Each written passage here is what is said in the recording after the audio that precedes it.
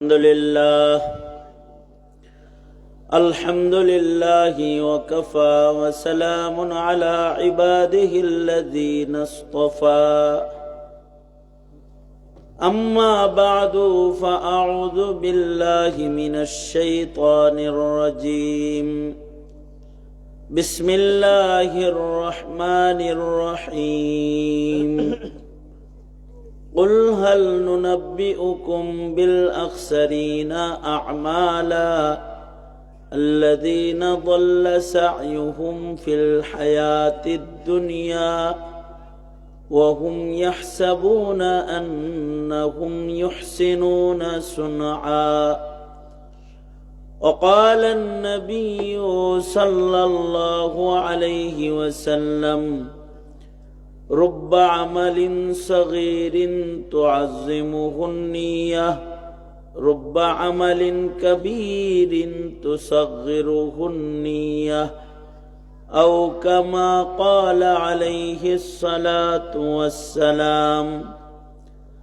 اللهم صل على محمد وعلى آل محمد كما صليت على إبراهيم وعلى آل إبراهيم إنك حميد مجيد اللهم بارك على محمد وعلى آل محمد كما باركت على إبراهيم وعلى آل إبراهيم إنك حميد مجيد হযরত শেখ মোহাম্মদ মুকিম শাহ রহমাতুল্লাহি আলাইহির এবং তার বংশধরের এবং গোটা মুসলিম উম্মার মাগফিরাত কামনায় আয়োজিত মহতি পঞ্চম বার্ষিক তাফসীরুল কোরআন মাহফিলের মোহতারাম সাদার, মোহতারাম সভাপতি, উপস্থিত হাজরাত, বুজুর্গ উলামায়ে কেরাম, সম্মুখপানে সমবেত দিন প্রিয়, ইসলাম প্রিয়, দিনদার ইমানদার মুমিন মুসলমান ভাইয়েরা, পর্দার আড়াল থেকে আলোচনায় শামিল মা বোনেরা, বিকাল থেকে শুরু করে এ পর্যন্ত হাজরাত উলামায়ে কেরামের জবান থেকে একের পর এক আপনারা গুরুত্বপূর্ণ নসিহাত শ্রবণ করে এসেছেন। একেবারে মাহফিলের শেষ প্রান্তে আমি আপনাদের সামনে বসে গেছি। কিছু সময়ের মধ্যেই পঞ্চম বার্ষিক মাহফিলের আখিরি মোনাজাত হয়ে যাবে। একেবারে মোনাজাতের সামান্য পূর্বে আমি আপনাদের সামনে বসে বরকতের নিয়তে আল্লাহর কালামের সূরাতুল কাহফ থেকে 103 এবং 104 নম্বর আয়াত আপনাদের সামনে তিলাওয়াত করেছি। নবী পাকের হাদিস আপনাদের সামনে পেশ করেছি। খুব সংক্ষেপে কিছু কথা। আল্লাহর কালামে 114টা সূরা আছে, কিন্তু 114 সূরার ভেতরে সব সূরা বেশি তেলাওয়াত হয় না। খুব বেশি তিলাওয়াত হয় এমন কিছু সূরা কোরআনে কারীমে আছে। ছোট সূরার মধ্যেও সূরা কাউসার সর্বকনিষ্ঠ, কিন্তু সূরাতুল ইখলাস সর্বাধিক পঠিত, তিলাওয়াতকৃত। সূরা মুলকের মতো অনেক সূরা আছে, কিন্তু সূরা মুলক অধিক তিলাওয়াতকৃত। সূরাতুল ওয়াকিআর বরাবর সূরা কোরআনে কারীমে অনেক আছে, কিন্তু সূরাতুল ওয়াকিআ প্রতিদিন মুমিনদের ঘরে ঘরে তেলাওয়াত হয়। সূরা ইয়াসিন বড় সূরার ভেতরে অন্যতম একটা সূরা, এটা অধিক তিলাওয়াত হয়।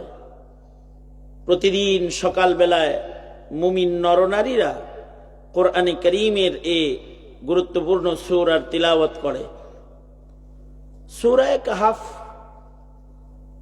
ওইরকম তিলাওয়াতকৃত একটি সূরা, যেটা সাপ্তাহিক তিলাওয়াতের আমল আছে। নবীজি বলেছেন, ইয়াউমুল জুমআতে কেউ যদি সূরা কাহাফ তিলাওয়াতকারী হয়, এই আমল যারা করবে, সূরা কাহাফ তিলাওয়াতের আমল, তাদেরকে আল্লাহ তাআলা দাজ্জালের ফিতনা থেকেও হেফাজত করবে। এ কারণে এই সূরার তিলাওয়াত বেশি হয়।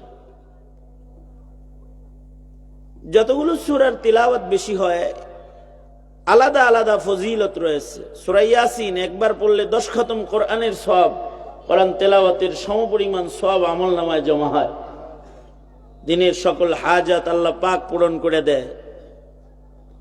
সূরাতুল ইখলাস এক লাইনের সূরা, কিন্তু এরকম একটা ফজিলত আছে যে ফজিলতের কারণে এই সূরাকে অনেক বেশি তিলাওয়াত করা হয়। সাহাবায়ে কেরামের কেউ কেউ তো রাকাতে রাকাতে সূরা পড়তেন, খুব বেশি পড়তেন।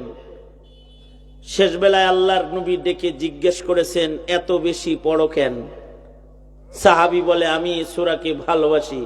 নবীজি বললেন, এই সূরা তোমাকে আল্লাহর জান্নাতে নিয়ে যাবে, পৌঁছায় দিবে। তাহলে এই যে ফজিলতের কারণে এই সূরাগুলো অধিক তিলাওয়াত করা হয়।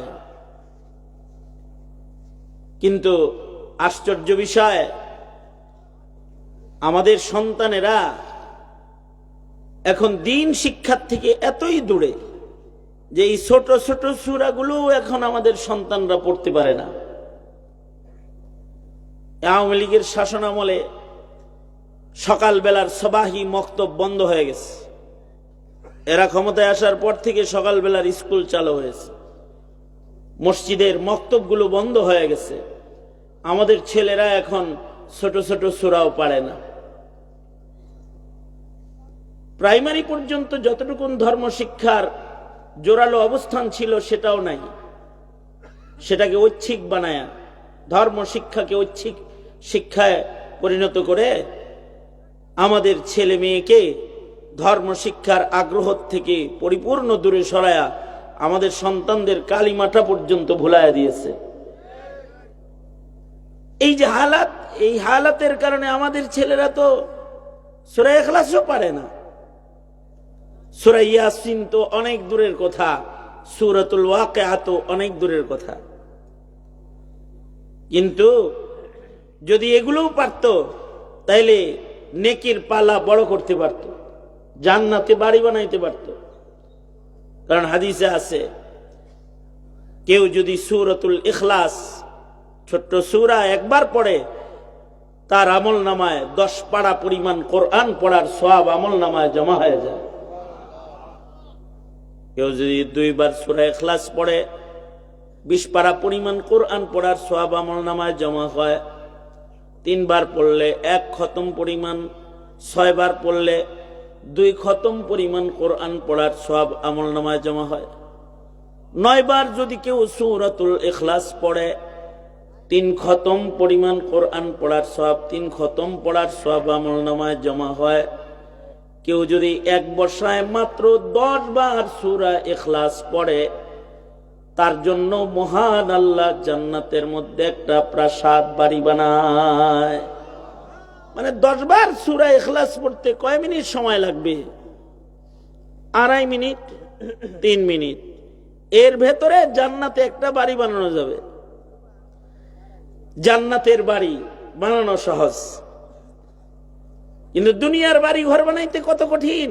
চুরি চামারি করে তারপরে বাড়ি ঘর করে। বিদেশে বাড়ি বানাইতে জনতার টাকা লুণ্ঠন করে বিদেশে বাড়ি বানাইতে হয়, তাই না? তাও এই বাড়িতে যাওয়ার কায়দা নাই, জেলখানায় বয়ে রয়েছে। জান্নাতের বাড়ি যেটা, জান্নাতের বাড়ি নিশ্চিত, এটা যে বানাবে জান্নাতে বাড়ি সেই ভোগ করবে। দুনিয়ার বাড়ি বাবায় বানায়, সন্তান ভোগ করে, পার্টনারে ভোগ করে, অথবা অন্যরা ভোগ করে যায়। বানায় একজন, ভোগ করে আর একজন। জান্নাতে যদি কোনো বাড়ি ঘর বানায়, তাহলে কে ভোগ করবে? আর একজন করবে না, যে বানাবে সে ভোগ করবে। তাহলে জান্নাতের বাড়ি বানানো উচিত কি উচিত না? তো উচিত যদি হয়, তাহলে এই আমলটা করবেন তো ইনশাআল্লাহ। এই সারা রাত মধ্যরাত পর্যন্ত বয়ান শুনলেন, তো এই আমলটার ওয়াদা করে বাড়ি যান, প্রতিদিন ইনশাআল্লাহ সূরা ইখলাসের তেলাওয়াত করব ইনশাআল্লাহ। জোরে বলেন ইনশাআল্লাহ। যদি সূরা ইখলাস বেশি কেউ পড়ে তাহলে সে আল্লাহর কাছে প্রিয় হয়ে যাবে, ফেরেশতার কাছেও প্রিয় হয়ে যাবে, ফেরেশতারাও তাকে চিনবে। আল্লাহর রাসূল সাল্লাল্লাহু আলাইহি ওয়াসাল্লাম একদিন এরকম পাশাপাশি বসে রয়েছেন হযরত জিবরাইলের সাথে। আমি যখন আমার শালার লগে বসে রয়েছি, ছোট ভাইয়ের লগে, শালা কওয়াটা ঠিক না, এটা গালি গালি লাগে, হ্যাঁ ছোট ভাই। আমাদের যে একটা কাছাকাছি অবস্থান, অথবা যে হুজুরের সাথে যখন পাশাপাশি বসে রয়েছি, হযরত জিবরাইল এরকম নবীজির পাশাপাশি বসে রয়েছেন, সামনে দিয়ে ওইরকম রাস্তা, মনে করেন এইরকম রাস্তা দিয়ে হযরত আবু যর গিফারি যাইতেছে। হযরত জিবরাইল বলে, নবীজি ওই যে মুখ ঢাইকা যায় যে আবু যর, হ্যাঁ আপনি তারে চিনেন? হযরত জিবরাইল বলে কি, আমি খালি চিনি না, সব ফেরেশতারা চিনে। হ্যাঁ রে, সব ফেরেশতারা চিনে। কোন কারণে সব ফেরেশতারা তারে চিনে? জিবরাইল, হযরত জিবরাইল বলে, সরকার আপনার সাহাবী আবু যরের বিশেষ দুইটা গুণ। কয়টা গুণ? কয়টা গুণ? এক নাম্বার গুণ হলো লিসিগারিহি আলা নাফসিহি, সে নিজেরে নিজে ছোট মনে করে,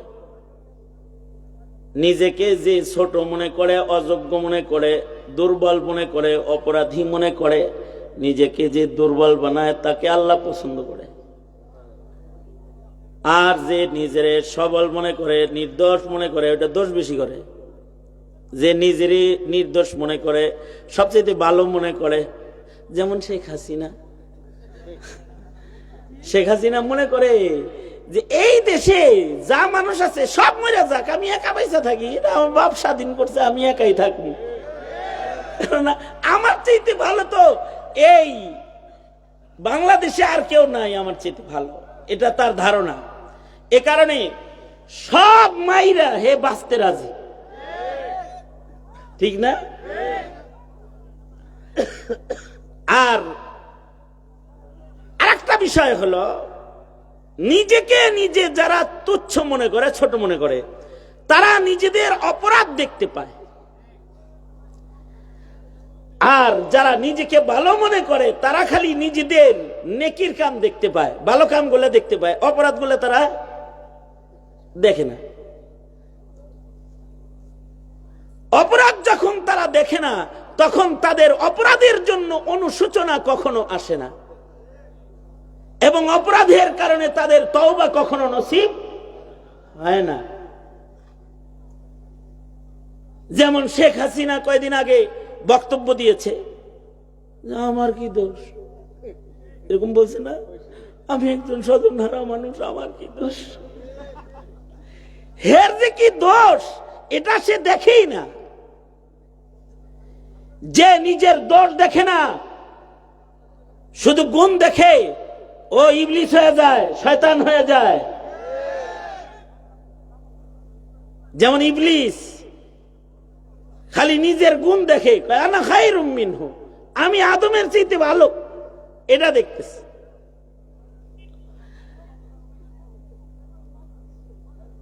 শেখ হাসিনাকে আমরা বলবো, বুবু দোষ আপনার দেখার দরকার নেই, আমরা দেখে রাখছি অনেকদিন। এই দেশের জনতা আপনার দোষগুলো সব নোট করে রেখেছে, আপনি যেহেতু দেখেন না, আয়া পড়েন খালি, আপনারে আমরা চোখে আঙ্গুল দিয়ে দেখায় দেব এবং বিচার করব আপনার। আসেন, আপনি আইসা পড়েন। এদেশের মানুষদেরকে ত্যাক্ত করতে করতে এমন ত্যাক্ত করেছে যে ইন্ডিয়ায় ভাষণ দিয়ে শেষ বেলায় 32রেও শেষ করে ফেলাইছে, 0-0 করে ফেলাইছে। ওটা তো 32 ছিল, এই 32টা 0-0 হয়ে গেছে। এরপরেও চোখ কান খুলে না কারণ। এদেশের কত মানুষ হত্যা করলো এগুলো ভুলে গেছে সব। বিডিআর মারা ভুলে গেছে, শাপলা চত্বর যে রক্তে লাল করেছিল ভুলে গেছে, রাজপথে নির্দোষ মানুষদেরকে গুলি করে মেরেছে, সব ভুলে গেছে। উনি কিছু করে নাই, নির্দোষ, নিজের দোষ দেখে না। এ কারণে নিজের দোষ দেখবেন সবসময়। নিজের দোষ দেখলে কি লাভ? নিজের দোষ দ্বারা দেখি কৃত অপরাধ যদি কেউ গণনা করে যে আমি কয়টা গুনাহ করছি, গুনার গণনা যার আছে তার তওবার নসিব হয়। যেমন বুখারী শরীফে আছে 100 খুনের আসামি, তার 100 খুন গণ্য রাখছে। মানে 100 খুন তো গণ্য রাখার কথা ছিল না, কিন্তু কয়টা অপরাধ করছে এটা কি করছে, গণ্য রাখছে। আর কিছু কিছু মানুষ আছে এগর ভালো কাজের বিল বোর্ড আছে, ভালো কাজের কি আছে, বিল বোর্ডটা না, ভালো কাজ যা করছে এগুলো সব লিখে দেয়। আমি এতগুলা মসজিদ বানাইছি, এত রাকাত নামাজ পড়ছি, তোমরা সবাই নেতারা বলো আমি সব উপজেলায় উপজেলায় একটা করে মসজিদ বানাইছি, আমি 70 রাকাত নামাজ ডেলি পড়ি, আমি এশাকের নামাজ না পড়ে তো থাকি, যায় নামাজ থেকে উঠি না, এগুলো বলাইছে আর কি। ছোটখাটো যার নেকির কাম করছে এটি খালি বলছে খালি। কিছু মানুষ আছে তাদের নিজের নেকির কামকে নষ্ট করে ফেলায় এভাবে বইলে বইলে। আর কিছু মানুষ আছে তাদের জীবনে নেকির কাম কিছু হয়, কিন্তু তাদের ঈমান নষ্ট হওয়ার কারণে তাদের নেকির কোনো মূল্য থাকে না। যেমন এই শেষ ভাষণ যেটা আপনারা অনলাইনে শুনলেন, এই ভাষণে একটা স্লোগান দিচ্ছে যে ধর্ম যার যার উৎসব, কথা কয় না, ধর্ম যার যার উৎসব, এটাই তার মূল কথা, এ কথার উপরেই সে আছে। এটা বলছে না সবাইকে? আপনারা বলুন তো, উৎসব পূজা কি সবার? জোরে আওয়াজ করে বলেন, উৎসব পূজা সবার? ধর্ম কি যার যার? ধর্ম কোনো ব্যক্তির? পূজা থাকলে জোরে আওয়াজ করে বলেন ধর্ম কার? জোরে বলেন। যদি কেউ এই জিনিসটা না বুঝে তার ঈমান থাকবে কি? ঈমান থাকবে তো? কারণ যদি ঈমানই না থাকে তাহলে তার নামাজেরই কি দাম, তার সাদাকা খায়রাতেরই কি দাম, তার নফল ইবাদতেরই কি দাম রবে যদি ঈমানই না থাকে?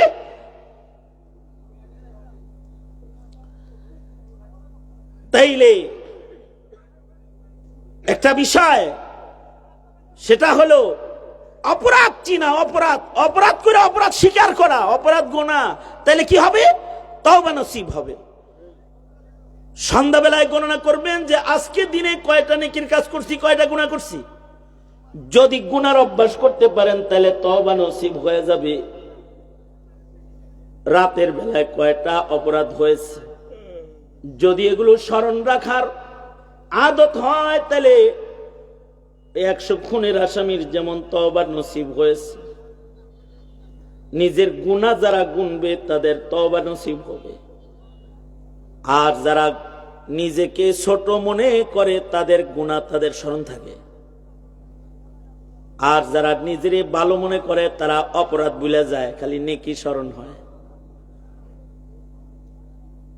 নেকি করে যাদের নেকির বেশি স্মরণ হয়, যারা মনে করে যে আমি অনেক কাম করছি, তাদের নেকি গুলা বরবাদ হয়ে যায়, নষ্ট হয়ে যায়।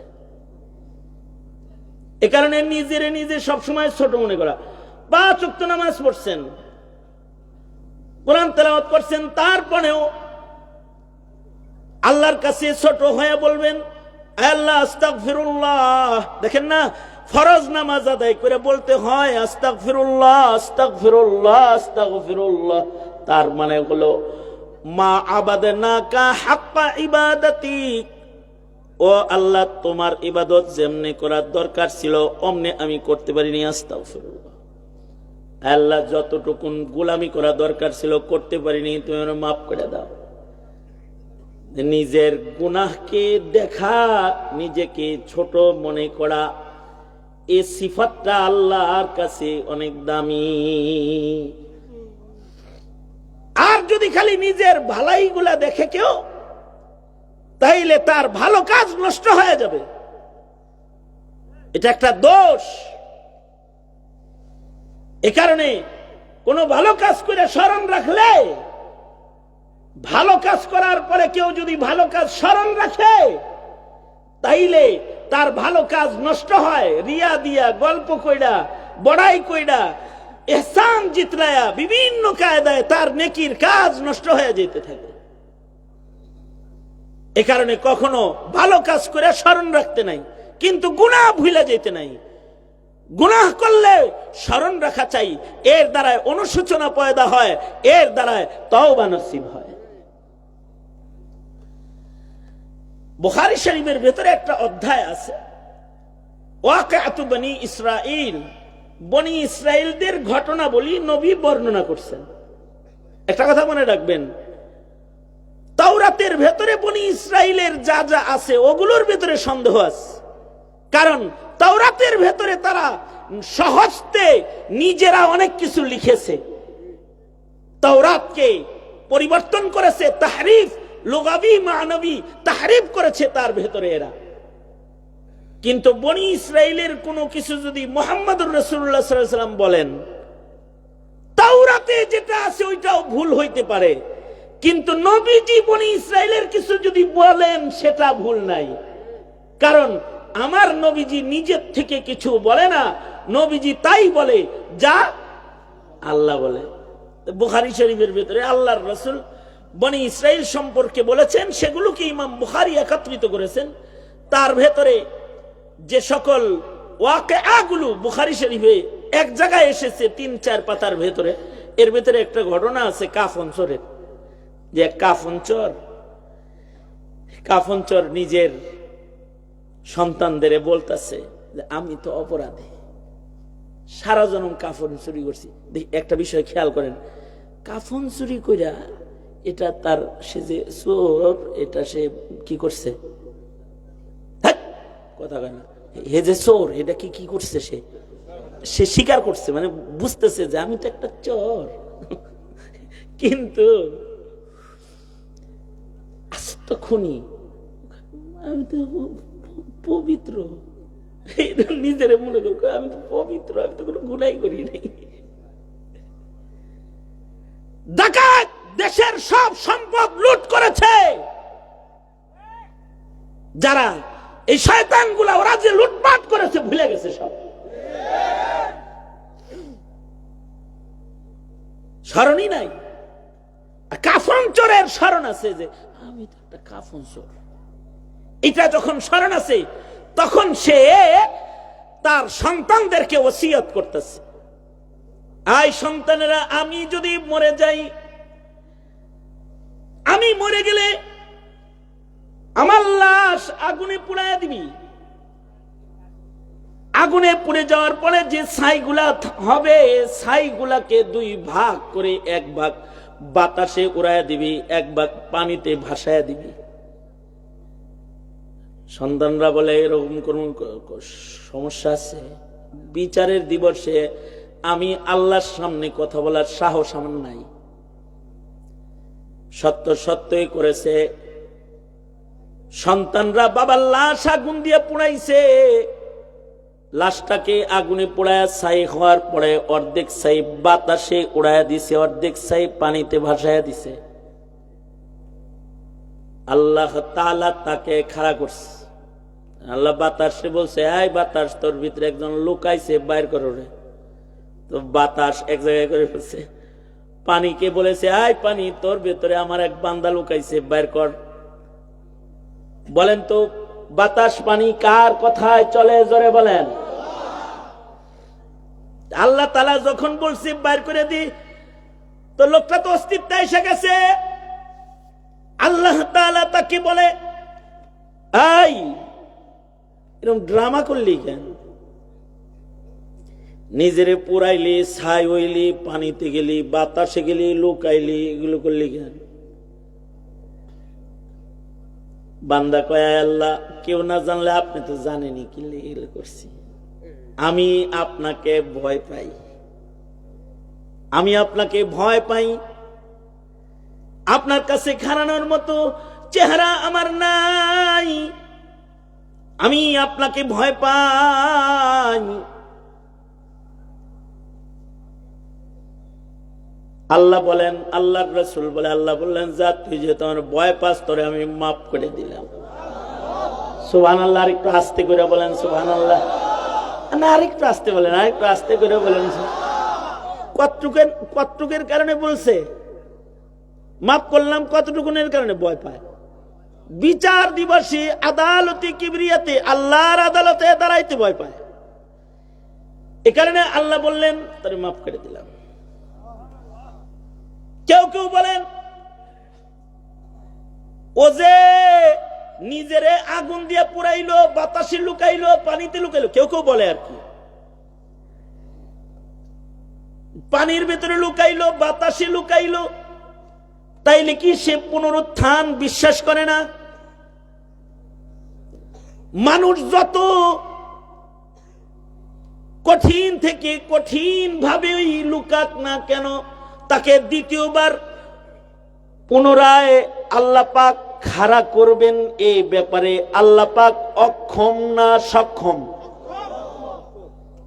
না আমরা যে মরবো, আমরা মরে গেলে, এই নাস্তিকরা এটা বিশ্বাস করে না, আমরা যে মরবো, মরার পরে মাটির ভেতরে মিশে যাব, মিশে যাওয়ার পরে আমাদের আবার দ্বিতীয়বার আল্লাহ তাআলা আমাদেরকে বাস বাদাল মাউত, আল্লাহ পাক আমাদেরকে আল্লাহর আদালতে দাঁড় করাইবেন, পুনরায় জীবন দান করে আমাদেরকে খাড়া করবেন। বুঝা উত্তর দিন, এইটা যদি কেউ না মানে সে কি ইমানদার না বেঈমান? তার মানে সবার এই ঈমান লাগবে আল্লাহ আমাদের দ্বিতীয়বার খাড়া করতে সক্ষম।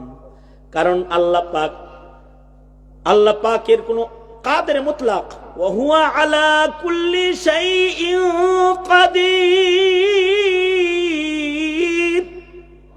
তিনি সব কিছুর উপরে কাদের মুতলাক, তিনি সব কিছুর উপরে সক্ষম, তার অক্ষমতা নাই। মানুষ অক্ষম। মানুষ কি? আপনি আমি অক্ষম, শেখ হাসিনা অক্ষম, ডক্টর ইউনূস অক্ষম, সেনাপ্রধান অক্ষম, পুলিশ প্রধান অক্ষম, আমেরিকার প্রেসিডেন্ট জোরে বলেন, সবাই অক্ষম, আমরা সব অক্ষম।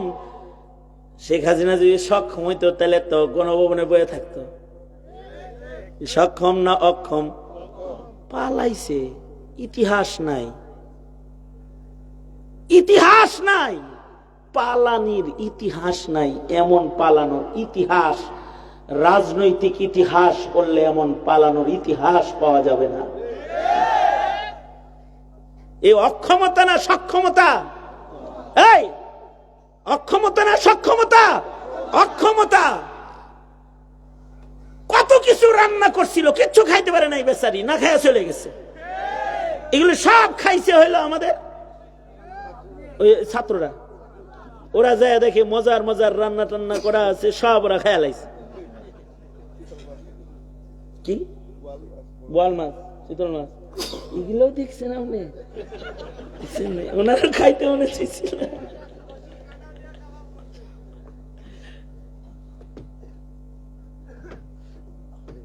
রবি ভাই চলে যেতেছেন নাকি আবার?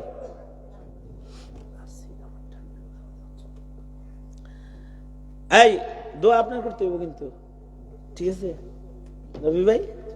দোয়া আপনি করবেন। হ্যাঁ,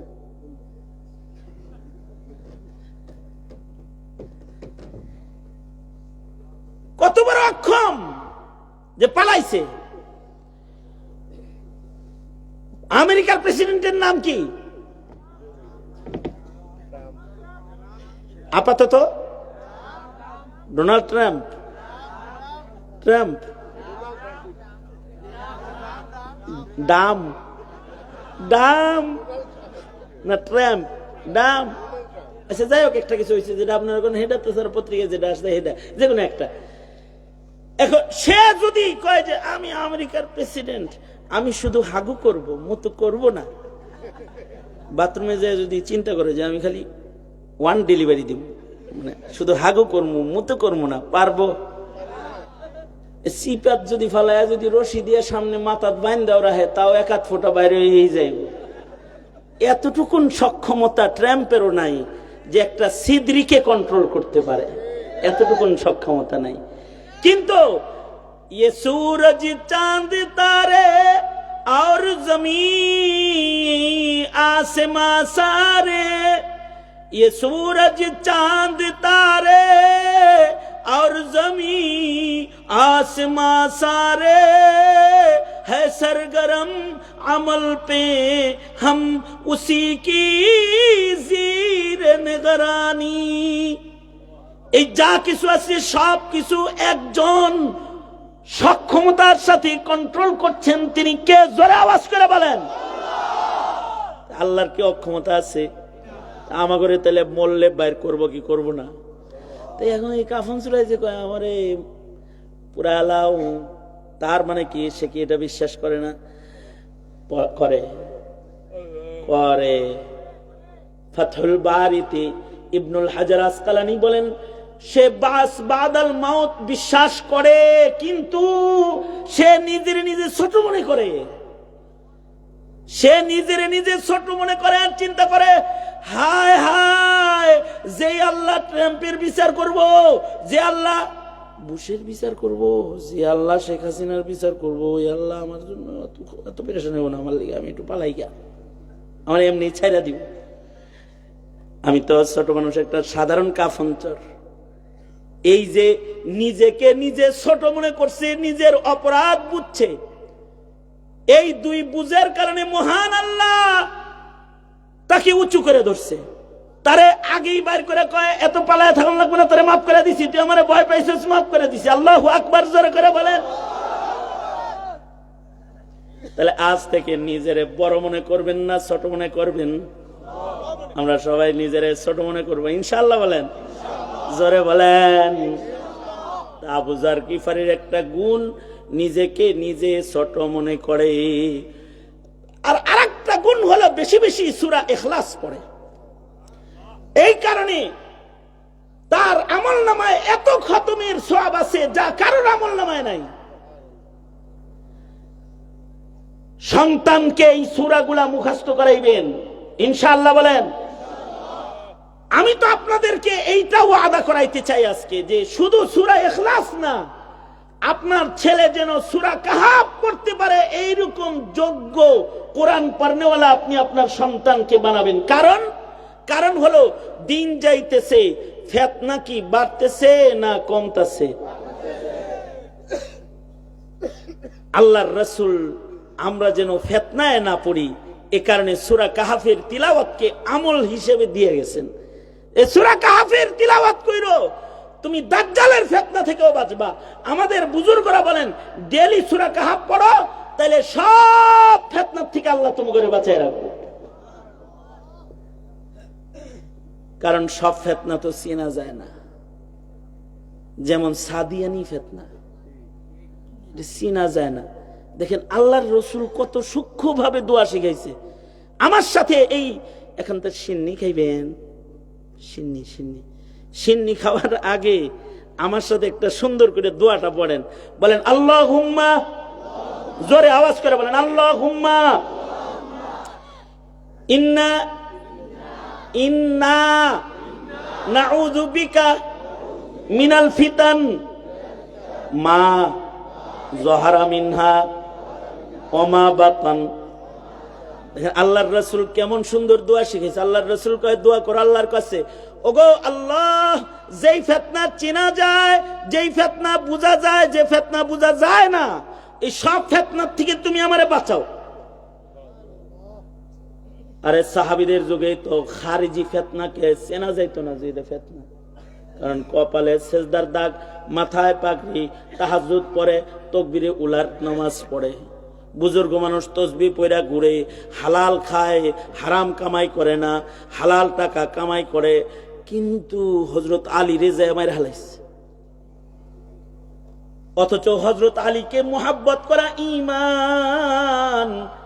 একে তো চতুর্থ খলিফা, আবার নবীর হাতের পয়লা মুসলমান যুবকদের ভিতরে, আবার কাতেবে ওহী।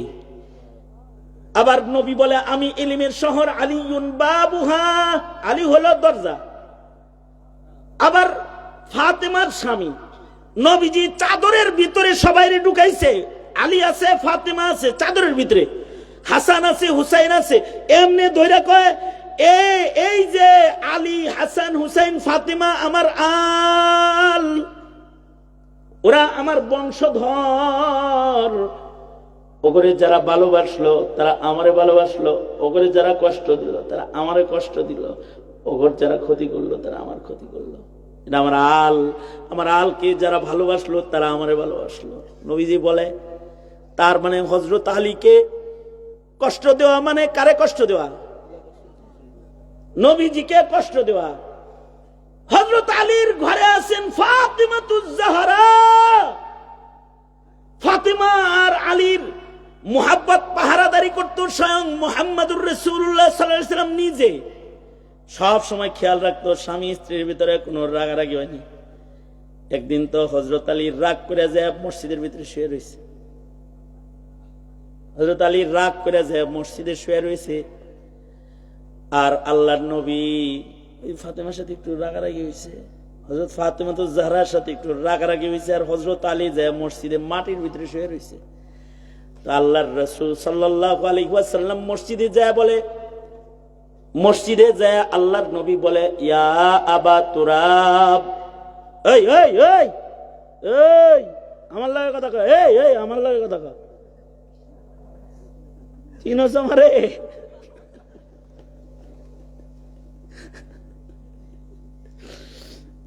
ডরাই গেছে, ভয় দেখাইছি আর কি, ভয় দেখাইছি না, ভিতরে থুকথুক করতেছে না।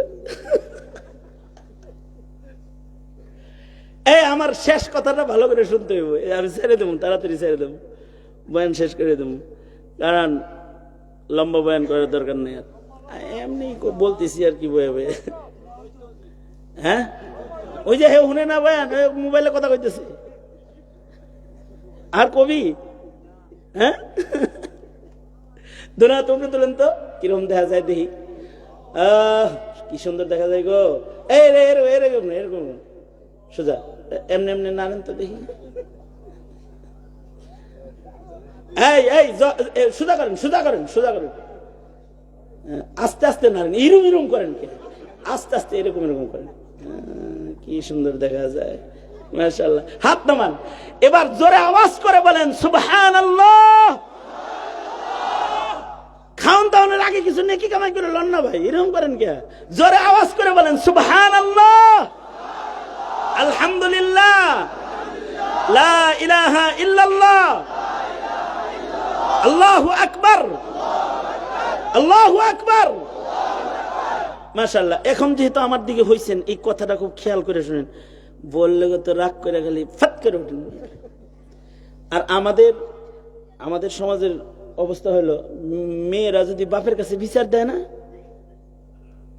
মেয়ের বাপ তো আরো হিট পারে, তো জামাইরে ধরে না পিটায়, এরম আমার মেয়ের দিকে তাকাইছে,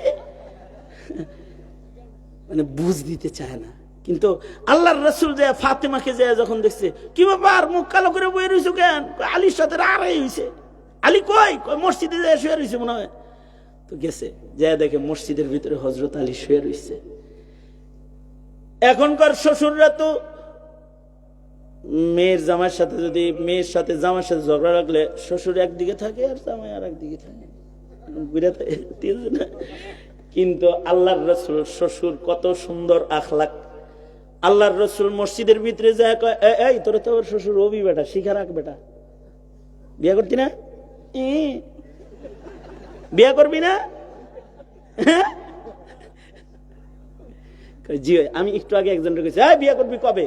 কয় হুজুর আপনি একটা পাত্রী ঠিক করে দেন, বিয়েটা করে আলাই, ফাজলামি করতে আর জাগাবো না, আমি তাকে ঢাকায়, আমি তোমার এই বিশ্বনাথে পাত্রী ঠিক করে দেবো না, ফাজিল কোথাকার।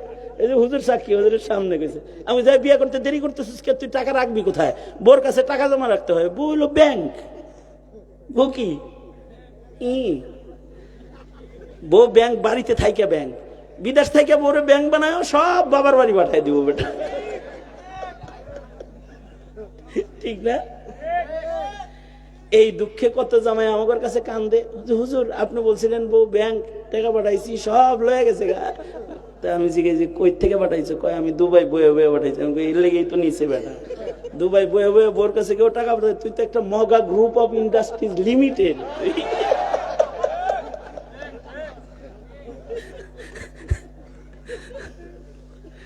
আল্লাহ, যাই একটু রসিকতা করলাম আর কি, অনেকদিন পরে পরে তা অনেকদিন পরে পরে আসি, তাই একটু রসিকতা করি। রাগ হয়েছেন নি? আর পিচ্ছি পিচ্ছি কয় খুশি হয়েছে, ও খুশি হইল কি লেগে মনে হয় রেডি হয়ে রয়েছে বিয়ে করার লেগে।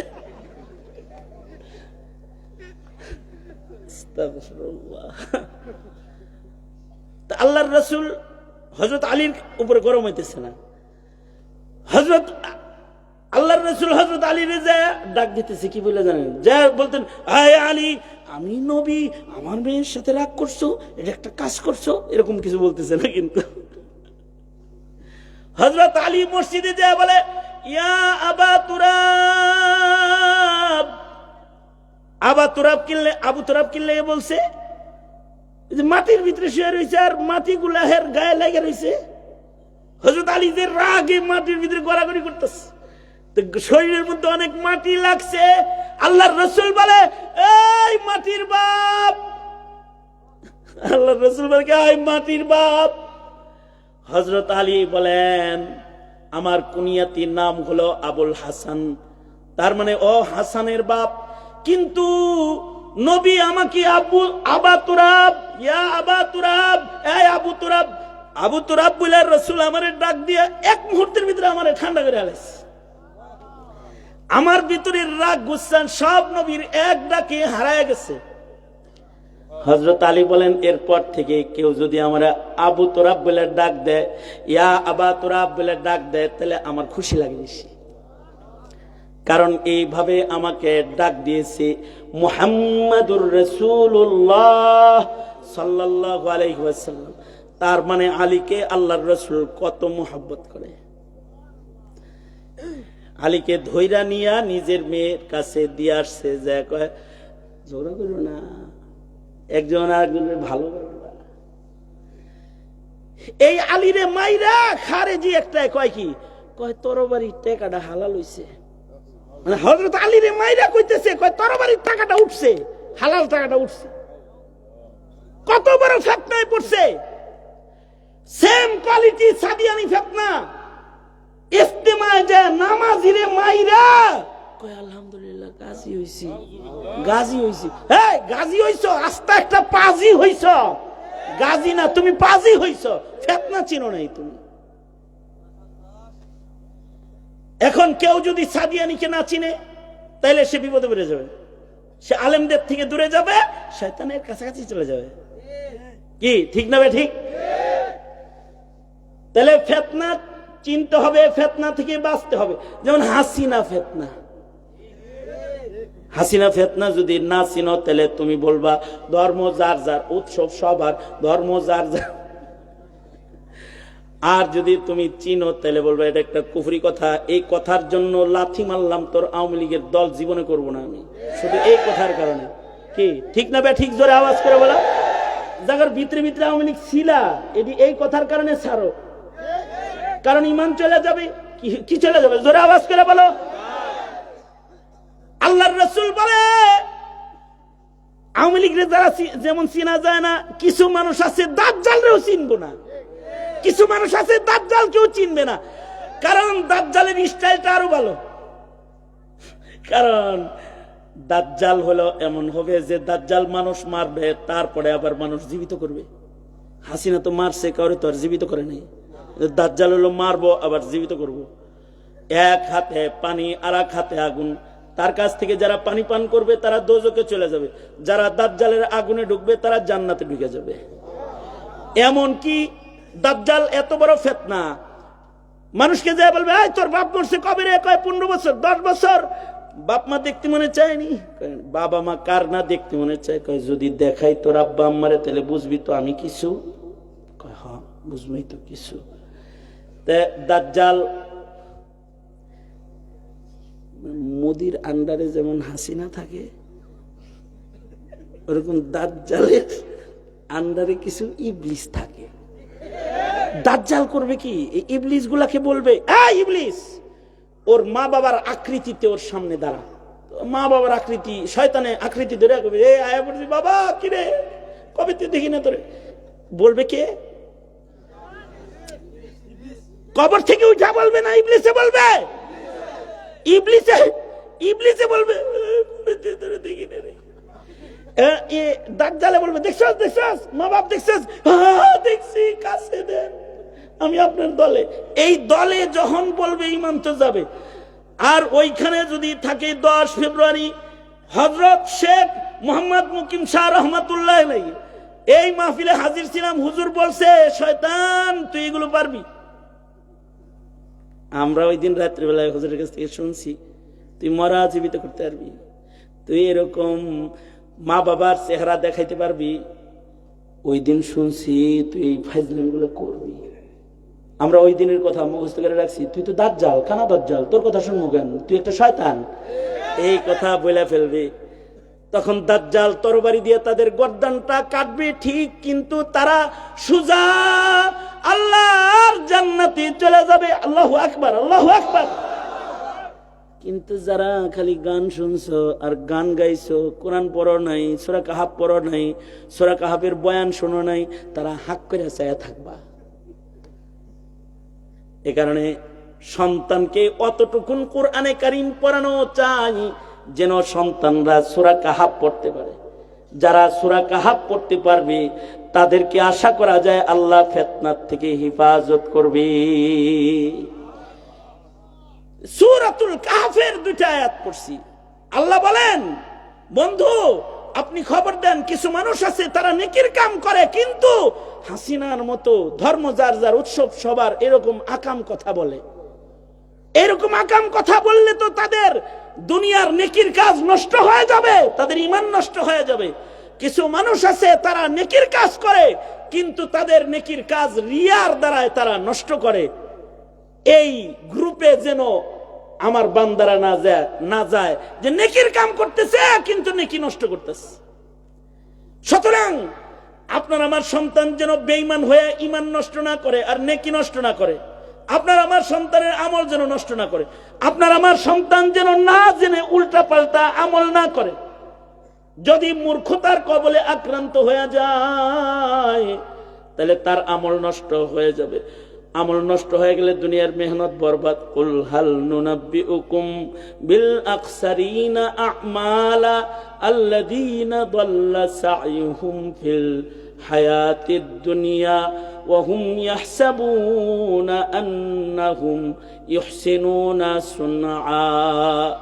কিছু কিছু মানুষ আছে তারা গনে যে তাদের নেকি অনেক, কিন্তু বেঈমানের কারণে নেকি নষ্ট, তাদের রিয়ার কারণে তাদের নেকির পাওয়ার নাই, তাদের জাহালাত আর মূর্খতার কারণে তাদের আমলগুলা নষ্ট হয়ে যাইতেছে।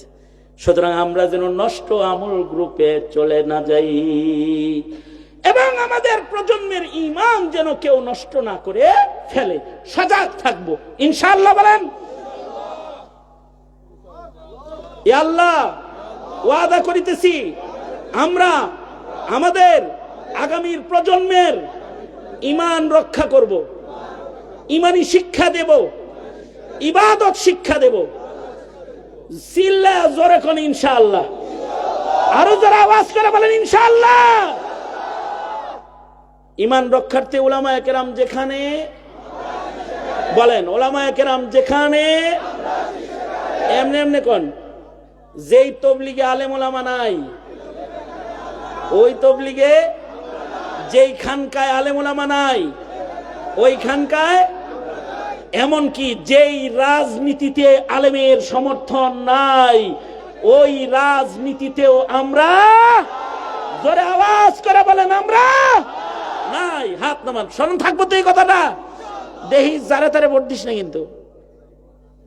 যারা তোর সন্তানকে ঈমান নষ্ট করবে, যারা তোর দেশের ইসলাম শিক্ষা বন্ধ করবে, যারা তোর দেশের ওয়াজ নসিহত বন্ধ করবে, যারা তোর দেশের বুরকা নিয়ে টানাটানি করবে, যারা তোর দেশের সুন্নাত দূর করে হিন্দুত্ববাদ প্রতিষ্ঠার রাজনীতি যারা করবে, তাদের রাজনীতি করবি না তাদের রাজনীতি। কারণ প্রজন্মকে বাঁচাইতে হবে, ঠিক কিনা? যারা আওয়াজ করে বলো। এই দেশের মূল্যবান কি দোষ কি? আমি 1 বছর জেলে ছিলাম, এই বিশ্বনাথে আমাকে বয়ান করতে দেয়া হয় নাই। আমি এসে ঘুরে গেছি, মাহফিলে আসছি, আমাকে কথা বলতে দেওয়া হয় নাই। কেন কথা বলতে দেওয়া হয় নাই? কারণ কি? কারণ হলো আমরা তোদেরকে সজাগ করি। কি কথা বলো, ঠিক না ঠিক? জোরে আওয়াজ করে বলো। এটাই কারণ, এছাড়া অন্য আর কোনো কারণ নাই। অথচ আমার বিরুদ্ধে মামলা কি? আমি ককটেল মারছি। আমি এই মাঝ রাত্রি, এখন প্রায় 1:45 বাজে, আমি কসম করে বলছি জীবনে ককটেল কোনোদিন চোখে দেখিনি আমি। মামুনুল হকের মামলা কি জানো? মানিব্যাগ চুরি। এই দেশের আলেমদেরকে কি রিমান্ড করেছে জানো? এখনো আদালতে যাও, দেখবা ছেলেরা যে হাজিরা দিতে আসে তাদের প্লাস দিয়া তাদের নখের চারিগুলো খুলে ফেলছে, প্লাস দিয়া টেনে টেনে খুলে ফেলছে। 4 মাস আমি নিজে এইভাবে ঘুমিয়েছি, বসে বসে শুইতে পারি নাই। প্রতিদিন রাতে আমার মনে হতো আজকে রাত্রে মনে হয় আমার মৃত্যু হয়ে যাবে, এতটা যন্ত্রণা ছিল। 4 মাস। তোমরা মনে মনে ভাবো হুজুর শেখ হাসিনারে গাইলে, আওয়ামী লীগের গাইলে। হুজুর তো 22 সালে মারা গেছে, আওয়ামী লীগের হাতে একবার মরছে হুজুর। এ কারণে বলে আল্লাহ বাঁচায় রাখছে। এই দেশের আলেম তলবি ইলমদেরকে অত্যাচার করেছে, এই দেশের মক্তব বন্ধ করেছে, সিলেবাসকে তছনছ করে তোমার সন্তানকে হিন্দু আর খ্রিস্টান বানাইবার চক্রান্ত করেছে এরা হলো তারা। আমরা সরকারের কাছে দাবি জানাবো তাদের রাজনীতি নিষিদ্ধ করা হোক। যারা এদেশের মুসলমানদের ঈমান নিয়ে ছিনিমিনি খেলে, ধর্মের দুশমন, ইসলামের দুশমন, মুসলমানের দুশমনদের এই মাটিতে কোন রাজনীতি করার অধিকার নাই, নাই কোন অধিকার। হ্যাঁ, আল্লাহ তাআলা আমাদেরকে সতর্ক হওয়ার তৌফিক দান করেন। সজাগ থাকবা তো ইনশাআল্লাহ। মোহাম্মদ কোয়েস মিয়া ও গত বছর ছিল, এবছর নাই। ও গত বছর ছিল না, 2 বছর হয়ে গেছে নাই, বিদেশ খালি টাকা কামাইতেছে। আল্লাহ, যাই হোক, টাকা কামাই করলো, টাকাটা কাজে লাগাইতেছে, দিনই কাজ করে। তার বংশের লোকেরা এখানে, আমাদের কি মধুমিয়া ভাই আছেন, উনি আসছিল গতবার, উনিও আসে নাই, তার আগের বার আসছিল। আচ্ছা ঠিক আছে, ওনার বংশের লোকজন আছে। মামা কই, চাচা কই? এই যে, এরা এই মাহফিলটা আয়োজন করে কালেকশন করার জন্য, করে কিছু হক কথা আপনাদের কানে পৌঁছানোর জন্য। কথা বলেন ঠিক না? ঠিক ধরে বলেন। হক্কানি উলামায়ে কেরামদেরকে দাওয়াত দেয়। এই ধারা আগামীতে অব্যাহত থাক। চান না আপনারা? চান না? ইনশাআল্লাহ আগামীতে আরো বৃহৎ আকারে এই মাহফিল তারা করবে, আপনারা সঙ্গ দিবেন। উলামায়ে কেরাম যেদিকে আছে আপনারা সেদিকে আছেন, মনে থাকবে তো ইনশাআল্লাহ? এই কোয়েস মেয়ের একটা রিং দেওয়া না। কোয়েস তো আমার সাথে বিদেশেও সফর করছে বহুতবার। আমি চায়না গেছি এক মাহফিলে, সেখানে ও আমার সাথে গেছে। বাহিরে আমার সাথে সফর করছে আরো কয়েক রাষ্ট্রে। তা আমি খুব মহব্বত করি, খুব যোগাযোগ রাখে। এই মাহফিলটা বাস্তবায়ন করার জন্য বারবার বলেছে, বারবার টেলিফোন করেছে যে দুলা ভাই আপনি অবশ্যই লম্বা সময় দিবেন, এবং আজকে আমি লম্বা সময় দিয়েছি।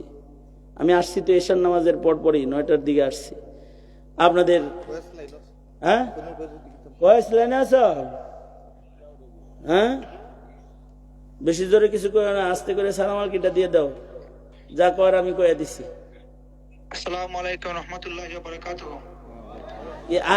আগামী বছরে কি এরকম অনলাইন সালাম দিবা তুমি? ইনশাআল্লাহ। আপনারা সবাই কেমন আছেন? আগামী বছর আইবা তো? ওয়াদা দাও। ইনশাআল্লাহ আমার সাথীদেরকে নিয়ে আসবো। আপনারা আমাদের মেজবান, আমরা মেজবান, আপনারা আমাদের মেহমান। আমরা যথারীতি হয়তো সম্মান করতে পারতেছি না। হ্যাঁ, ইনশাআল্লাহ ইনশাআল্লাহ আপনারা সবাই দোয়া করেন। আমার কাগজ ঠিক হয়ে গেলে ইনশাআল্লাহ বড় আকারে হবে। আগামী বছর বড় সারপ্রাইজ আছে, সারপ্রাইজ ইনশাআল্লাহ। আল্লাহ তাআলা কবুল করেন। ঠিক আছে, আমরা সবাই দোয়া করতেছি, তুমি দোয়া করো। জি, তা আমরা এদের জন্য দোয়া করি, আল্লাহ তাআলা এদের মেহনত কবুল করেন। এই গ্রামবাসী তথা আমাদের মরহুমদের ইসালে সওয়াবের নিয়তে একবার এই তবারকের জিম্মাদারিতে, সিন্নির জিম্মাদারিতে কারা আছে আছেন? সিন্নিটা বিতরণ হবে হলো দোয়ার পরে, ঠিক আছে? দোয়ার পরে, দোয়ার মাঝখানে আবার ঢুকে আলেন না, দোয়ার মাঝখানে আবার কাউকে ঢুকায়েন না, দোয়াটা হয়ে যাক। একবার সূরা ফাতিহা, 3 বার সূরা ইখলাস সবাই পড়েন। আমাদের রফি বিন মনির সাহেব হুজুর, হ্যাঁ, জি জি জি জি জি, একজন মহিলা দোয়া চাইছেন, আর একজন নাম বলছেন কি যেন ওনার, আব্দুল কাদের ভাইয়ের আম্মা হসপিটালে আছে, তার জন্য দোয়া। আর রুকন মিয়ার ছেলে দোয়া চাইছেন। আরো যারা অসুস্থ রোগী এলাকায় আছে তাদের সবাই আল্লাহ তাআলা সুস্থ করেন, আমিন বলেন। আমাদের মরহুমদের ইসালে সওয়াবের নিয়তে একবার সূরা ফাতিহা সবাই পড়েন, 3 বার সূরা ইখলাস। বিসমিল্লাহির রহমানির রহিম, আলহামদুলিল্লাহি রাব্বিল আলামিন, الرحمن الرحيم مالك يوم الدين إياك نعبد وإياك نستعين اهدنا الصراط المستقيم صراط الذين أنعمت عليهم غير المغضوب عليهم ولا الضالين آمين بسم الله الرحمن الرحيم قل هو الله أحد الله الصمد لم يلد ولم يولد ولم يكن له كفوا أحد بسم الله الرحمن الرحيم قل هو الله أحد الله الصمد لم يلد ولم يولد ولم يكن له كفوا أحد بسم الله الرحمن الرحيم قل هو الله أحد الله الصمد لم يلد ولم يولد ولم يكن له كفوا أحد اللهم صل على سيدنا ومولانا محمد وعلى آله وأصحابه وبارك وسلم صلى الله على سيدنا ومولانا محمد وعلى آله وأصحابه وبارك وسلم صلى الله على سيدنا ومولانا محمد وعلى آله وأصحابه وبارك وسلم শহীদুল ইসলাম, হ্যাঁ শহীদুল ইসলাম ইন্তেকাল করেছে, তার জন্য দোয়া। আর এই অত্যাচার অনাচারে আওয়ামী লীগের দুঃশাসন আমলে কত মানুষ মারা গেছে, আল্লাহ সবাইকে মাফ করে দেন। আলহামদুলিল্লাহ রাব্বিল আলামিন ওয়াসসালাতু ওয়াসসালামু আলা সাইয়্যিদিল মুরসালিন মুহাম্মাদ ওয়া আলা আলিহি ওয়া আসহাবিহি আজমাইন। ফেলিয়ে না দিও রে মাওলা, ফেলিয়ে না দিও, গুনাহ যত করেছি আমরা ক্ষমা তুমি করিও। বান্দা আছে বন্দিগি নাই, শেষ করেছি জিন্দেগি, আখিরাতের বিচার দিনে এ পাপীদের উপায় কি?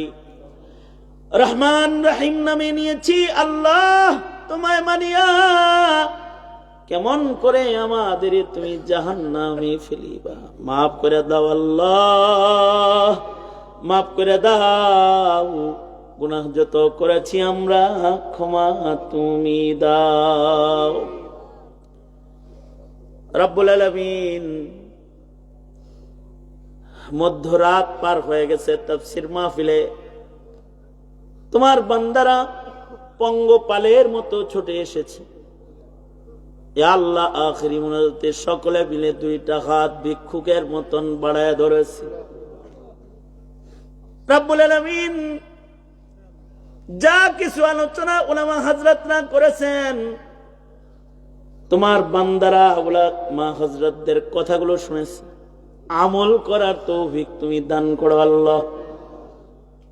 রব্বুল আলামিন, রমাদান অতি সন্নিকটে, দয়া মেহেরবানি করে রমাদানে পৌঁছায় দাও। ইয়া আল্লাহ রমাদানের গোলামির প্রস্তুতি সকলকে নেয়ার তৌফিক দান করো আল্লাহ। ইয়া আল্লাহ নিসফে শাবান লাইলাতুল বরাতের কদর করার তৌফিক দান করো রব্বুল আলামিন। যারা আলোচনা নসিহত করেছেন দোস্ত হাসান জামিল সাহেব, ইয়া আল্লাহ অত্যন্ত স্নেহের ছোট ভাই মুফতি রফি বিন মুনির, রব্বুল আলামিন আরো অনেক উলামা হযরতরা কথা বলেছেন, নসিহা করেছেন। ইয়া আল্লাহ সকলের নসিহত গুলো আমল করার তৌফিক দান করো আল্লাহ। ইয়া আল্লাহ যত উলামা হযরতরা উপরে নিচে বসা সবাইকে নেক হায়াত দাও, নায়েবে নবীর দপ্তরের নাম উঠায় দাও।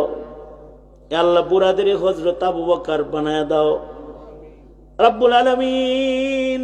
পর্দার আড়ালের মা বোনদের হযরত ফাতেমা খাদিজা বানায় দাও। যারা এই মাহফিলের ইন্তজাম করে রব্বুল আলামিন এই পরিবারকে তুমি বারাকাত জিন্দেগি দাও।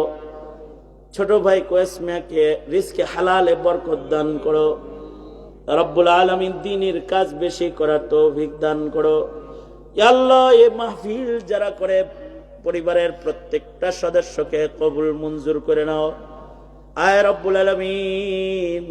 আল্লাহ দূরদারাজ থেকে যারা আসছে কদম কদম নেক দিয়ে তাদের বাড়ি ফিরায় দাও আল্লাহ। জানি না কার মা নাই, কার বাবা নাই। আল্লাহ নিজের হাতে অনেকে নিজের মা কবরে রাখছে, অনেকে নিজের বাপ কবরে রেখেছে।